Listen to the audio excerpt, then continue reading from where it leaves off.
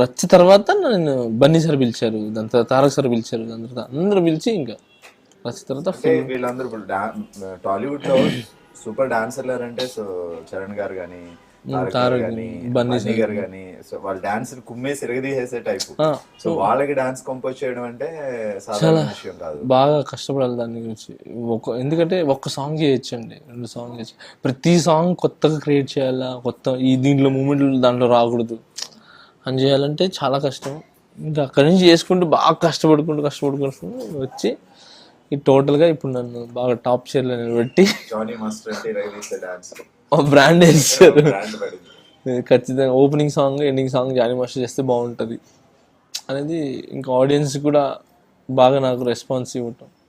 ఇప్పుడు assistant directors కానీ వీళ్ళందరూ కూడా బాగా నాకు ఎంకరేజ్మెంట్ చేయటం. అంటే 4 daysలో తీయాలా 3 daysలో అలా కాదు, సాంగ్ ఎప్పుడైతే ఇప్పుడు చేయండి మాస్టర్ బాగా చేయండి అంతే. అలా ఫ్రీడమ్ ఇచ్చేస్తాను నాకు, అది అయితే ఉంటుంది. ఇంకా సినిమా సినిమాలు అనుకోండి, అది రిలీజ్ ఉంది కాబట్టి చేయాల్సి వస్తుంది. బ్రూస్లీ సాంగ్ ఉంది, అది మేము 24 hours చేసాం, 1 day చేసాం సాంగ్. అందులో క్లైమాక్స్ సాంగ్ అది.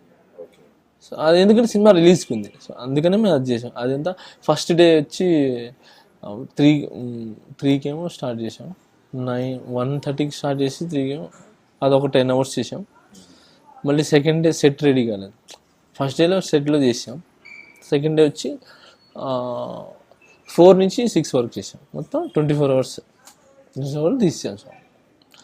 అలా అంటే అది కూడా చేయొచ్చు ఇది కూడా చేయొచ్చు, కాకపోతే టైం ఇస్తే ఏంటంటే ఆ క్వాలిటీ వేరే, ఆ టైమింగ్ వేరే. ఆర్టిస్టులు కూడా ఆలోచించి మనకే కాదు ఆర్టిస్ట్కి కూడా ఏంటంటే కొంచెం రెస్ట్ తర్వాత మూమెంట్ రావడం అనేది బాగుంటుంది.